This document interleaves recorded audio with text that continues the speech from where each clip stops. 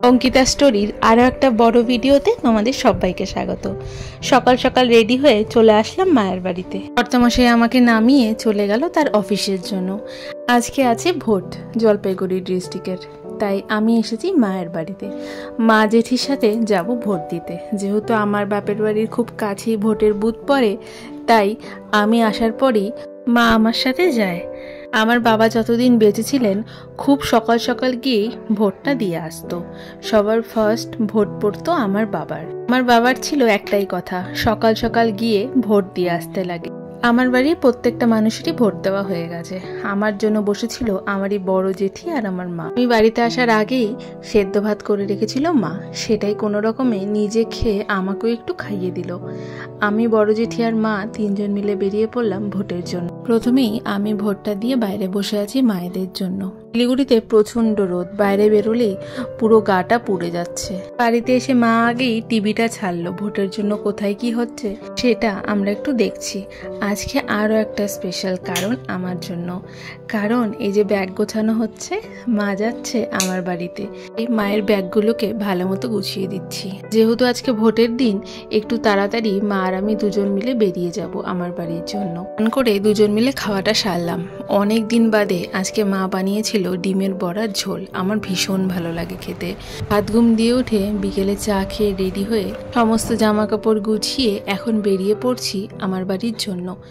যেহেতু ভোটের দিন, কোথায় কি টোটো পাবো অটো পাবো না জেনেই আগের থেকে একটা টোটোকে রিজার্ভ করে রেখেছিলাম, যেটা আমার বাপের বাড়ি থেকে আমার ওই বাড়িতে পৌঁছে দেবে। মাঝখানে কোথাও দাঁড়িয়ে টোটো বা অটো চেঞ্জ করারও প্রয়োজন নেই। প্রধাননগরে মিয়ামারের দোকানটা দাঁড়িয়ে কিছু খাবার নিলাম। আজকে আমার বাড়ি থেকে বেরিয়েছি বিকেল 4:30 5টার দিকে। কর্তামশাইয়ের অপেক্ষা করিনি। বাড়ি আসার পথে রাস্তায় বেশ কিছু সবজি পেয়ে গেছিলাম, সেগুলো নিয়ে এসেছি। আমার কর্তামশাই যেহেতু মোটামুটি কিছু সবজি খায় না, আর সেই সবজিগুলো আমার খুব ভালো লাগে, তাই আমি যেহেতু বাড়িতে একা, আমি একার জন্য আর রান্না করি না সেই সবজিগুলো। এখন যেহেতু মা আছে, মা আর আমি দুজন মিলে সেই আমার পছন্দের সবজিগুলো খেতে পারবো। সকাল সকালই যেহেতু বাড়ির জন্য রওনা দিয়ে দিয়েছিলাম, তাই কিছু কিছু কাজ জমা ছিল। বাড়িতে ঢুকেই সেগুলো করে আগে মা আর আমি দুজন মিলে 1 কাপ করে চা বানিয়ে খেয়ে নিলাম। আমি এখানে বানাচ্ছি ভেন্ডি দিয়ে একটা সবজি, ভীষণ সুন্দর লাগে এটা খেতে। অল্প একটু পেঁয়াজ, আদা, রসুন, লঙ্কা বাটা করে ভেন্ডিটা আগের থেকে ভেজে নিয়েছি। তারপর সেই সমস্ত কিছু ভালো মতো মেশানো হয়ে গেলে সবার লাস্টে বেশ কিছুটা কাসুরি মেথি আর অল্প একটু লেবুর রস দিয়ে মাখা মাখা হলে নামিয়ে দেব। এই সবজিটা রুটির সাথে ভাতের সাথে মাখা মাখা করে খেতে দারুণ লাগে। কর্তামশাই অফিস থেকে বাড়ি চলে এসেছে, আর মিয়ামার থেকে যে জিনিসগুলো আমি নিয়ে এসেছিলাম সেগুলো একটু মাইক্রোওভেনে গরম করে নিচ্ছি।